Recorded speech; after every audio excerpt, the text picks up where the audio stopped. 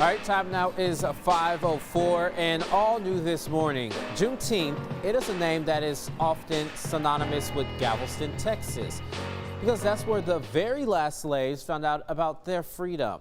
But a little known fact, the holiday actually got its name right here in Central Texas. It's a beautiful story any way you look at it, man. It seems like it's not often that you can trace the history of something back to its origins. How rare that is that you have a moment in history that's documented from people who were actually there. But in Limestone County, that seems to be a common theme. Mahia is one of the most documented places in America. Especially when it comes to Juneteenth. We are the longest contiguous running Juneteenth celebration in the world. Slaves in Limestone County found out about their freedom on June 19th, 1865. Specifically, 10 o'clock in the morning. The slaves in Limestone County were freed at 10 o'clock in the morning. I love that fact that we actually know the actual time that the slaves were actually free. Once the slaves were free, they bought 30 acres of land at Booker T. Washington Park at Comanche Crossing and celebrated ever since. This is something that ex-slaves started.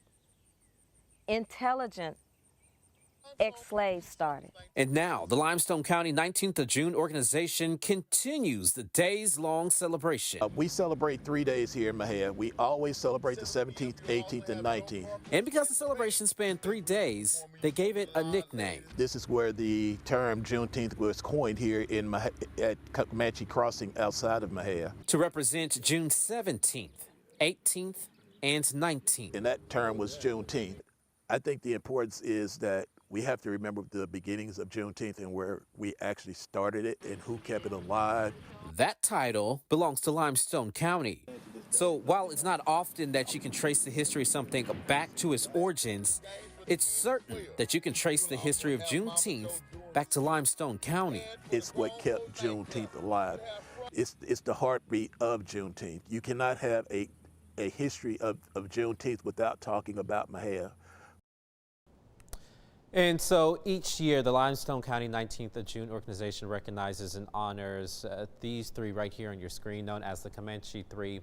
That is on your left, Anthony Freeman, Carl Baker in the middle, and then Stephen Booker there on your right, who many believe drowned while handcuffed to law enforcement on a law enforcement boat on June 19th, 1981.